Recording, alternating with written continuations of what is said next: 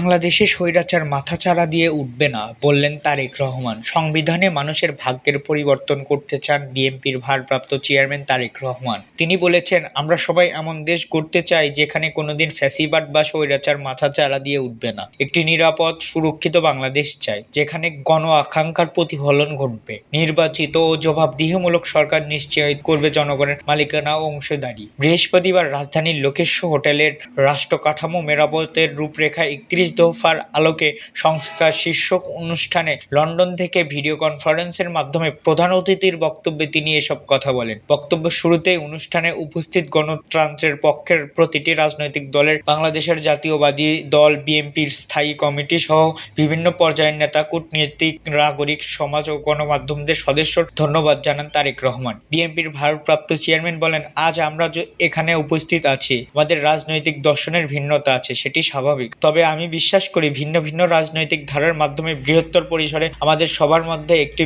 বিষয়ে আদর্শিক ঐক্যমত রয়েছে, আর সেটি হলো গণতান্ত্রিক বাংলাদেশ প্রতিষ্ঠা। তারেক রহমান আরো বলেন, শেখ হাসিনা ফ্যাসিবাদের সময় আমরা তথাকথিত উন্নয়নের রাজনীতি দেখেছি, কিন্তু পতিত সেই রাজনীতির ভিত্তি ছিল দুর্নীতি, দুঃশাসক, দুর্বৃত্তায়ন। অন্যদিকে জনগণের ভোটে বিএনপি যদি সরকার গঠন করে, আপনারা দেখতে পারবেন আমাদের ৩১ দফার আলোকে জনগণের ক্ষমতায়ন, অংশীদারিত্ব ও রাজনীতি আইনের অনুসরণ। আমাদের রাষ্ট্র পরিচালনার ভিত্তি হবে আইনের অনুসরণ, মানবাধিকার ও বাক স্বাধীনতা। তিনি বলেন, আমরা যদি একটি রুলস বেলস রাষ্ট্র কাঠামো নিয়ে আসতে পারি, সারা পৃথিবীকে প্রাইভেট ইনভায়রনমেন্ট ও প্রাইভেট ক্যাপিটাল নিজ গতিতে বাংলাদেশে আসবে। আমাদের রিপাবলিকান সেক্টরের সঙ্গে কাঁধ মিলিয়ে কাজ করবে, দেশের উন্নয়নে, উৎপাদনে ভূমিকা রাখবে। তিনি বলেন, আমরা নিশ্চিত করতে চাই আগামীর বাংলাদেশ আর কোনো ব্যক্তির না, এমনকি কোনো প্রধানমন্ত্রীর না। স্বৈরাচার ক্ষমতার অপব্যবহার করতে পারবে না। রাষ্ট্রের সর্বোচ্চ পর্যায় থেকে শুরু করে সরকারের প্রতিটি লেভেলে নিশ্চিত করা হবে কেউ জবাবদিহির ঊর্ধ্বে না, কেউ আইনের ঊর্ধ্বে। তারেক রহমান বলেন, বিএনপির রাষ্ট্র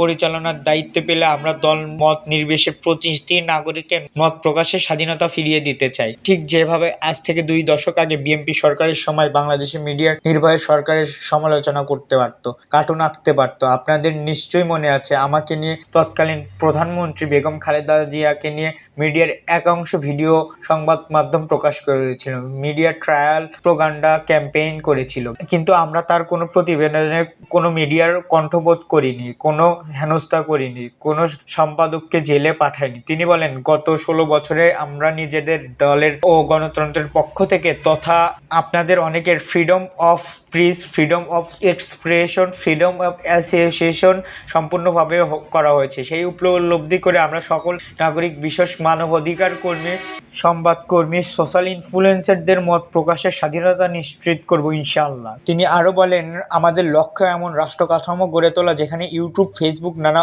অনলাইন প্ল্যাটফর্ম নিজেদের ভাবনা প্রকাশের ধারণা কিংবা প্রধানমন্ত্রী সহ ব্যক্তিদের নিয়ে মন্তব্য দায়ের কোনো হেনস্থা করা হবে না। সত্য গোপনে মেইন স্ট্রিমে ও সোশ্যাল মিডিয়ায় বাধ্য থাকবে না। তেমনি মিথ্যা কোনো তথ্য দিলে সেটি সরকার কোনো চাপ দেবে না। তবে দেশের গঠনের দায়িত্ব সবার। আমাদের মিডিয়ার কাছ থেকে নিরপেক্ষ ও দায়িত্বশীল ভূমিকা প্রত্যাশা করছি। এতক্ষণ আমাদের সাথে থাকার জন্য ধন্যবাদ। পরবর্তী আপডেট পেতে আমাদের চ্যানেলটি সাবস্ক্রাইব করে পাশে থাকা বেল আইকনটি বাজিয়ে রাখুন।